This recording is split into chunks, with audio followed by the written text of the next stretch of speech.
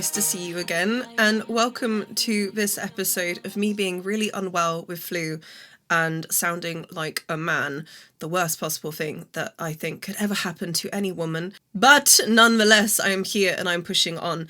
Today I'm going to be talking briefly, because I don't have a lot of vocal power, about how to be in online spaces and remain unmoved and unbothered by toxic men, wounded men, who dedicate their life to attacking and projecting onto powerful women in an attempt to silence them and diminish the potency and the impact of what they are delivering. The wounded man, the unconscious man, of which most of them are, deliberately uses the tactic of attempting to test a woman whenever she's rising into her power and making herself visible in the online space. So men will test you, and they're not doing this consciously. This is all unconscious. But they will test you. They will do things to make you doubt your voice, question your power, question the validity of what you are transmitting and what you are delivering as a message, as art, as a piece of your soul. They will challenge you, attack you, and project onto you in an attempt to make you retreat into hiding and obscurity.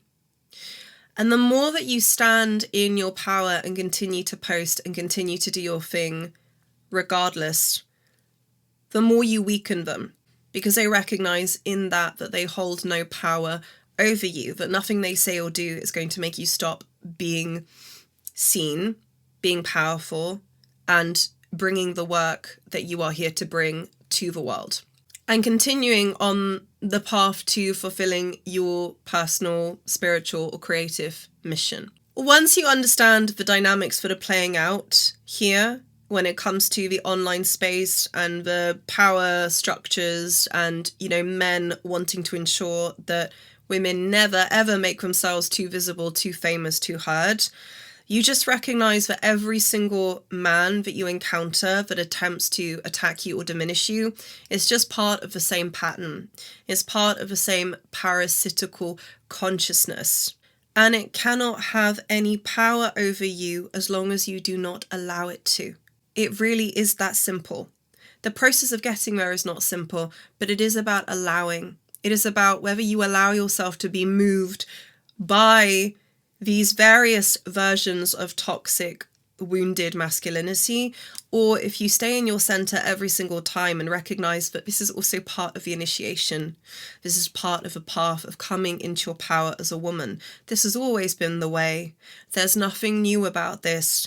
This is the dynamic that has played out for thousands and thousands of years, which is why the wounded man always uses the same tactics. To invalidate your knowledge and your wisdom as a priestess, a mystic, a witch, a woman who channels, a woman who lives in the realm of the unseen, who has transcended the five senses and is able to pull wisdom and intelligence from a higher place of understanding and consciousness that challenges the logical, linear, pragmatic, intellectual structures that men need to exist within in order to deem something valuable. So they will attempt to diminish you in your wisdom and your gift as a channeler and seer, or they will sexualize you to rob you of your autonomy, to make you question if it's safe to be online, to make you question if it's safe to be a sexually powerful woman, if it's safe to be seen as a beautiful woman and also a gifted and intelligent woman. Sexual shame, hypersexualization of your image, reducing you to an object. They know at the most basic, primal, animalistic level of awareness, they know that this is going to ruffle you, that it's going to make you question if it's safe for you to be here. Sexual violence is always been used as a tactic to silence the powerful woman. So the tactics that the wounded man, the man who is terrified of feminine power, uses are always the same. You know this. It's never original. It's never remotely creative. It's always the same power tactics forms of violation that are used to make you doubt and question if it's safe for you to say what you want to say, to be who you want to be seen being that. Particularly for really spiritually powerful women, so mystics, priestesses, anyone who is using their voice and doing the sort of work in the world that requires them to be largely visible. You are the ultimate mirror to the unconscious man. You activate and cause him to have to excavate and come into contact with his inferiority, his insecurities, his lack of masculinity, the lack of power that he feels when witnessing you, particularly if you're a woman who has integrated both your masculine and your feminine, okay? It's a whole other also thing that, really triggers men off when they see that you're actually more of a man than they are, because you've integrated the qualities of a masculine: courage, consistency, clarity, wisdom, leadership, authority, containment, purposefulness. If you are someone that has integrated those qualities as a woman, and you're also standing here having integrated the qualities of a divine feminine, of course, this is going to be the ultimate mirror that reflects back at the inadequate man, at the insecure man, that he is not good enough. And how is he going to respond to that? By attacking, by projecting, by looking for things that make you feel lesser. So sexualizing you, okay? I cannot tell you how much of the last 10 years of my life, most of the initiations I've had to go through online has been a result of men sexualizing me, doing everything that they can to turn me into an object, reduce me to nothing more than a thing to look at, to make me question whether it's even worth doing this, to make me feel unsafe, so unsafe that I would retreat and just become invisible. So they know exactly what they are doing, even if it's at the most unconscious level. And the spiritually powerful woman is a direct mirror and reflection of what is happening within the shadow of a wounded man. This has always been the case, which is why we had witches who were persecuted, why we had singers who had their vocal cords literally ripped out. Okay, one of my past lives that I had to excavate. Yeah, lovely. So, obviously you come in carrying deep persecution wounds and deep trauma responses around being confronted by this male energy that acts like a parasite and wants to take you out of your power. And you being taken out of your power looks like questioning whether you have the right to be here, doubting your voice, looking at ways to diminish yourself, to come across as less intimidating, maybe softer, more feminine, so that you don't trigger these responses. When actually the real call to you here, the actual initiation that you need to move through, is becoming completely neutral. That's the lesson. It's learning to become completely neutral in the face of all projections from both women and men, because a lot of the attacks that we experience from women are also of the same nature, right? It will be something to do with invalidating our achievements or our accomplishments because we're perceived as beautiful and sexy, and a woman can't be both beautiful and sexy and also have a degree and be highly articulate and intellectual and also, emotionally intelligent and artistic and also a leader. So when you understand what you represent to both wounded women and wounded men, but we're talking about specifically wounded men, you also recognize that this is not an individual matter. This is not about you as an individual. This is about you as an archetype. This is about any woman as an archetype who represents the divinity and the power of the feminine, and how destabilizing that is to wounded men. And when I say wounded men, I include men on the spiritual path in this, because men on the spiritual path are some of the most dysfunctional and wounded that I have ever encountered. So I'm not talking about the man who's never done psychedelics or never encountered his shadow or his ego. I'm also referring to the men who have, who think they've been doing shadow work, who think that they've been healing, but yet still, when it comes to being in the presence of a powerful woman, he cannot hold himself, he cannot contain himself, he cannot contain himself sexually. He cannot make himself available for her wisdom, her intelligence, because it's going to trigger off and challenge all of those inner hierarchical structures that have told all men that they are the higher voice of authority, that they are the ultimate voice of intelligence and soundness and sanity, which we obviously know is not true. Men who attack you, men who project onto you, this is one of the oldest messages that women have been consistently forced to receive. That your body is public property, that your power is conditional on your willingness to be consumed rather than heard and respected and seen as a wisdom keeper and a real leader. Because diminishing or invalidating a woman's wisdom when there is no sound ground to stand upon in order to invalidate her to begin with, and sexualizing her, is one of the oldest tools that men and women use when they have no legitimate argument against what she is saying or what she is building. I'm sure that you've noticed this. When people can't insult your intelligence, when they can't say that you're not educated, that you're not intellectual, that you're not emotionally aware, that you're not well-versed or well-informed on the topics that you speak on, that you're not unsuccessful. When they cannot challenge any of those things, what is the next port of call? To attack your physical appearance, to tell you that you're unattractive or that you're overweight or you're sexualizing yourself. How do you expect people to respect you when you dress like that, right? The one that I've got all the time. It's also one of the reasons why I continue to show up dressing the way that I do.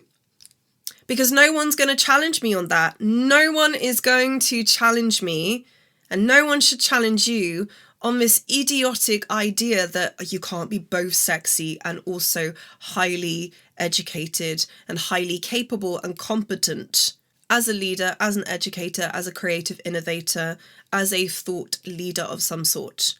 The two do not oppose one another. But this is the archaic mentality that you'll see so many people are in, right? Which is why I want to do an episode, a long episode on the matriarchy, moving into a matriarchal civilization. Because how do you think we're going to move into a matriarchal civilization when so much of the poisonous and icky, dirty, confused and dysfunctional thinking that is a byproduct of centuries of men in power and men being terrified of feminine power and passing that fear onto other women? How do you think that we're going to move into a matriarch when so many of us are still wired and still operating, thinking, feeling, perceiving reality, perceiving women through the lens of what has been solidified and cultivated over thousands of years? To change your relationship with women, you have to change your perception of reality. You have to shift the dogma and the inconsistencies and the one-dimensional thinking and the inability to think in nuances, the inability to accept that a woman can be all things all at the same time. Darkness, power, formidable power, softness, innocence, sexual autonomy, intellectual prowess. Artistically, creatively accomplished, intellectually accomplished. This is woman in her fullest nature. And if there is something inside of you, as a man, but also as a woman, that wants to fight against that reality because you have not claimed the exiled parts that have this wilderness and have this totality of expression.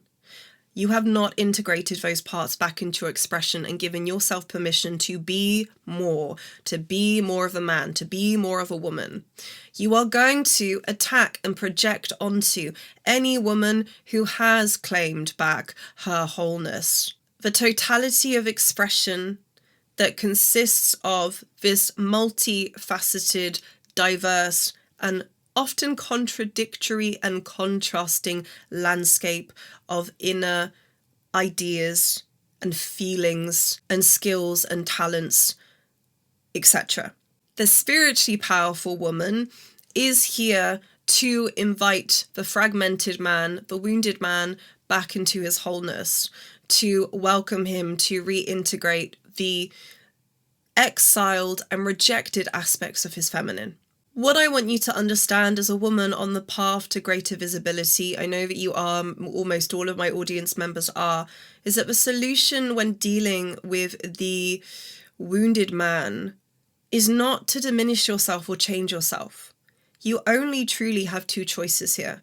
Either retreat into silence, into hiding, changing yourself to make yourself more palpable for the lower-minded man or woman, or to step out into the public realm, into the online space, and to be so forthright and so steadfast in your message and in your expression that simply anyone who wants to test you isn't going to even try, okay? It takes a while to get there. But what I can tell you from experience is that the more that you really claim that power within you that is here to work its magic through you on behalf of healing and alchemizing so much of the darkness that we as a humanity carry, the moment that you devote and commit yourself to that, you are going to feel so spiritually protected, so loved and cocooned and guided and shielded, that even if these projections come at you, it's not going to affect you anymore. And I think this is really the fundamental difference between women in the online space who are actually operating from the loudness and the insecurity of their own ego, and operating from their wounds and their trauma and their defensiveness and needing the world to see them, needing to be validated, needing to prove their worth, versus the woman who is so sovereign in herself, so grounded, so steadfast, so relentless in her mission, but coming from a place of absolute confidence and spiritual stillness, and knowing that everything that she's doing is helping people come into higher consciousness. When we transmit from that place, it completely changes the way that we experience the online realm. I can tell you from experience that I do not have the same fears or the same concerns that I once had maybe 3 years ago, because as I have deepened my relationship with the spiritual path that I'm on, as I have deepened my trust that I'm guided, that I'm protected, that I am supported in everything that I do. I am truly supported in everything that I do because I do it with such love and such devotion to wanting to help so many people. And there is really no ego in this either. When I say that, there's no ego, there's no expectation, just total devotion to whoever is ready to receive these messages. It has also shielded me from so much online crap that I was previously experiencing. So when we make that shift from showing up online from a place of woundedness and in the ego and needing to prove ourselves and needing people to see us and hear us, and we move into a space of real spiritual surrender and real trust that you are guided, that you are protected, that you are surrounded in everything that you post, it really, really changes the depth of safety that we are able to come into contact with whenever we post something online. Then these wounded men who project onto us, whatever they do, whatever they say is inconsequential. It cannot touch you. I want to read you something that I've written here specifically about the male bully, okay? The male bully in online and professional spaces operates from a very specific wound. The wound of a man that has encountered feminine power and cannot control, contain, or diminish it through legitimate means. Which means that whenever intellectual arguments fail, he turns to ridicule. And when ridicule fails, he turns to dismissal. And when this also fails, he turns to targeted harassment and just general insults. This is the shadow side of a wounded man who cannot bear to witness the radiance, power, and autonomy of a woman as I mentioned before, who has integrated both her inner masculine and her inner feminine and is now essentially more of a man than himself. Nothing is more confronting to the wounded man than to witness a woman who has integrated these qualities. Whilst he lingers between the lower ego and the wounded masculine, playing victim, making excuses, perpetuating destruction in his own life, and justifying poor and inadequate behavior. What he is responding to in challenging you is the evident display of your power. Remember that women are not bullied online for being insignificant. In fact, if you're not powerful, often the experience is the complete opposite. You'll have men in your comment section or DMs trying to chat you up. You're not threatening enough. So women are bullied because they are compelling and for saying things that cannot be easily argued with, for building audiences that reflect genuine impact. The bully is, in his most essential form, a mirror of your own significance, and you are the mirror that reflects back at him his own insignificance and inadequacies. And his aggression is proportional to the threat that your authentic power poses to the hierarchy that he depends upon for his own sense of worth. Understanding this obviously does not make the experience of being targeted less painful, but it fundamentally reorients your relationship to it. Because now you are not the problem to be fixed. You are not the one that needs to go away and question how you show up online and change or micromanage the way that you present yourself. This is about him sitting with his own responses and his own reaction to your presence, which he probably won't, because as we know, self-reflection for men, really hard, really difficult, but this is not a problem for you to take on. The other important thing to mention is also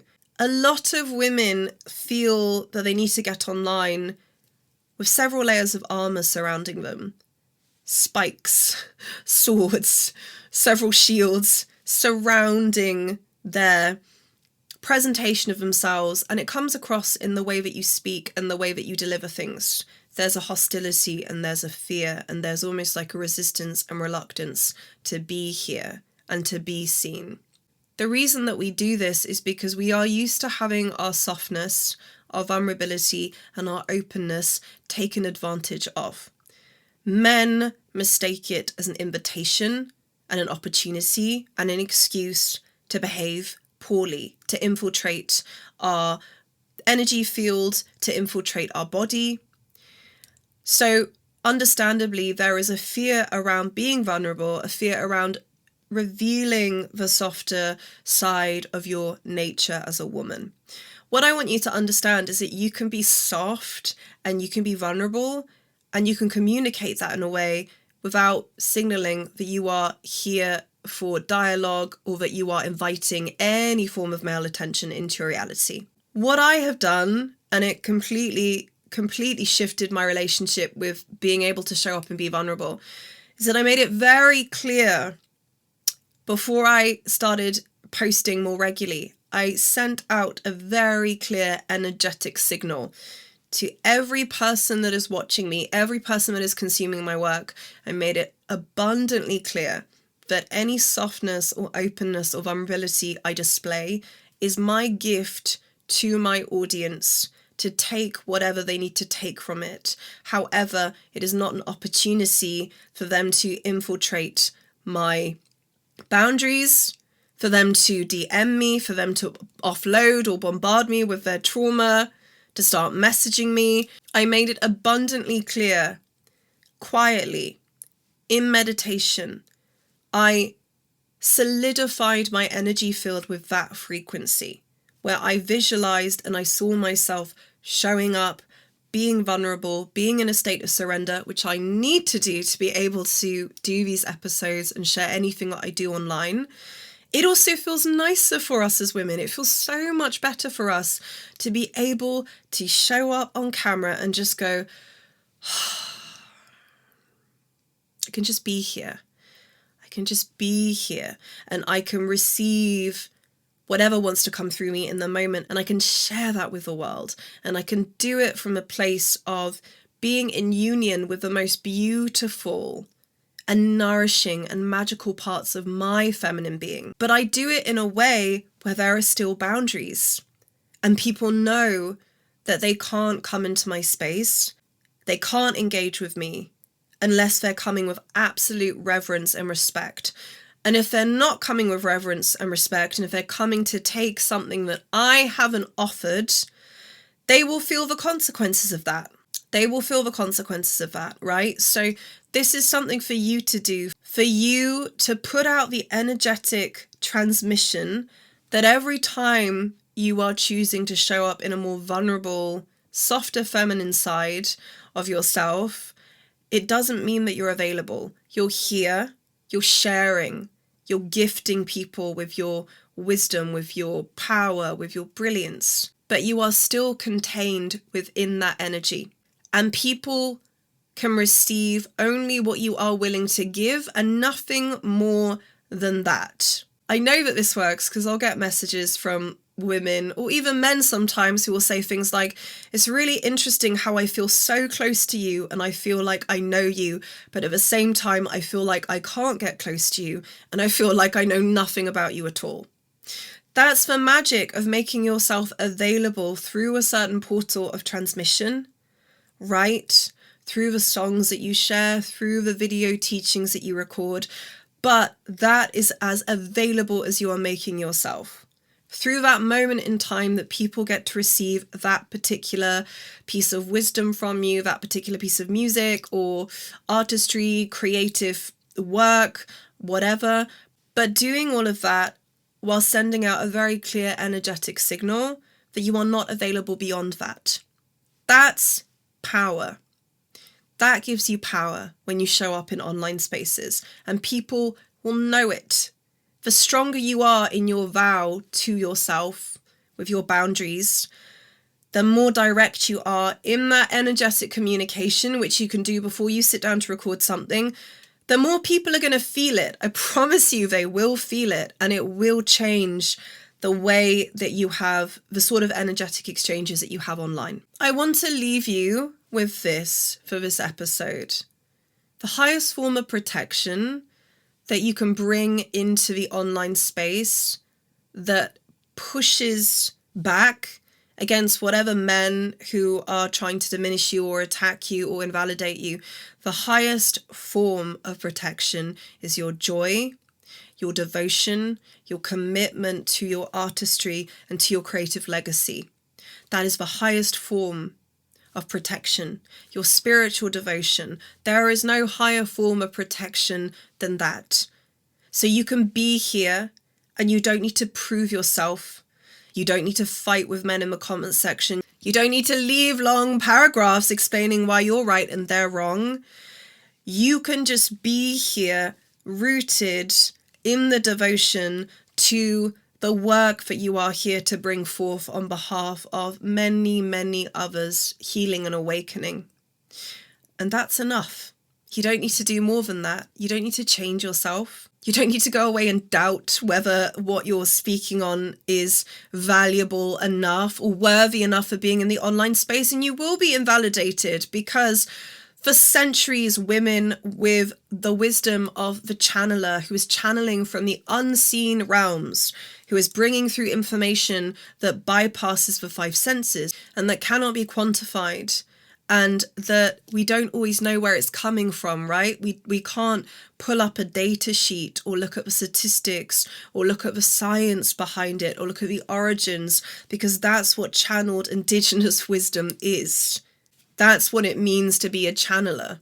That's what it means to be a channeler for divine intelligence. To not know where you're getting it from or where it's coming from, but to just know that it's true because you feel that it's true, because it's a universal truth. That is enough. If you know that it's a universal truth and that it will resonate with so many other people who are looking for that kind of information but don't have access to it or can't articulate it.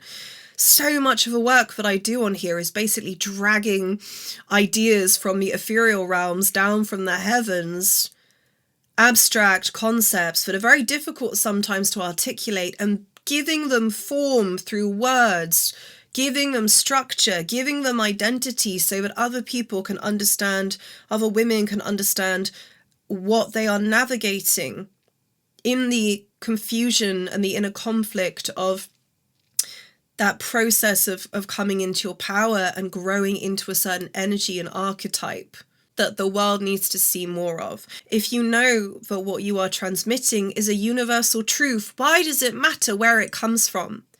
People don't ask the musician or the songstress where their lyric, well, sometimes they do, but we don't ask about where the lyrics came from or how the music came through you, how the composition came to be. We hear the music and we feel the value of it. We can feel how it's changing us. We don't question that. So the idea that anything that is channeled and that is coming from the ethers and that doesn't have an origin, doesn't have a clear origin, and that can't be deconstructed through the linear and limiting constructs of the intellectual mind holds less validity is just ridiculous. Because we can't do that with music, but see how it has the greatest impact of all the art forms on people worldwide. So that's what I want to leave you with. Your greatest form of protection is your joy, your spiritual devotion, your commitment to your path. When you are rooted and anchored in that, nobody can ruffle you. Nobody can disarm you. Nobody can destabilize you. Just to quickly mention as we end this episode that I am opening, I'm so excited about this, I'm opening my High Temple of the Priestess membership, hopefully the end of March, it might be the beginning of April, but everything that we've discussed in today's episode and across all of the episodes that you've consumed from me is the deep, deep work that I'm going to be guiding you through inside of this membership.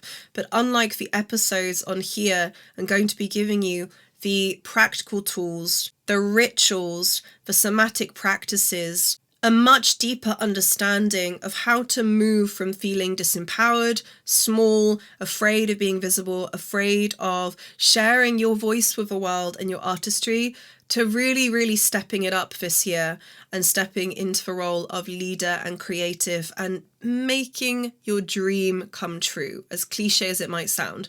But we are going to go through 6 different themes throughout this membership. So the primary initiations that every woman on the priestess path must move through before she can really start generating financial, unlimited wealth, overcome the fear of visibility and persecution wounding, and really step into pure power and making herself visible on a consistent basis. So we're covering themes around visibility, persecution wounding, getting over that once and for all, money, business, building a profitable online business and brand. We're going to be covering conscious manifestation, navigating being a highly sensitive and an introvert whilst also being a performer and wanting to do the work of showing up online and sharing your wisdom with the world. You can access this library of material. Well, you can access module 1 through a trial payment. So there are no long-term commitments, no big financial investments. You don't need to get on an inquiry call with me. You can join straight away the moment I open the temple. You can join for 1 month and you can go through module 1. And if you like the material, you can stay for the remaining 5 months, and then your subscription will automatically end after 5 months. Or if you don't like the material, you can cancel any time. So there's no long-term pressure or commitment, but this is really going to be the space to be if you want to be amongst a community of other women who are doing this work, and if you really, really want to master your relationship with visibility and money and your artistry this year. So go to the show notes and make sure that you join the waitlist. And the moment that I open the temple, I will email you, I will send you a masterclass, which is only £7, and you can sign up for that masterclass and you can watch it first to see if this membership is going to be most suitable for your journey and what you're moving through this year over the next coming years. And is there anything else I need to tell you? For women who want to do one-to-one work with me, I have a few spaces left currently for my business immersion. I'm also going to be opening up one-to-one Telegram spaces for the Priestess membership as well. So That option basically allows you to be in a 1-month container with me where you get to voice note and text me on a weekly basis for up to 30 days. You also get 3 months of in-program support, and you get access to the full membership material immediately.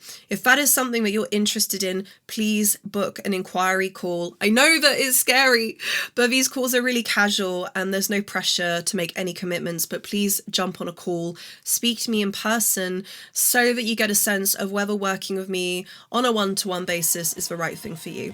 Okay, my love, thank you so much for being here. Make sure that you follow me on the Spotify platform. Leave me a comment. Do make sure that you rate the show, and I'll see you next time.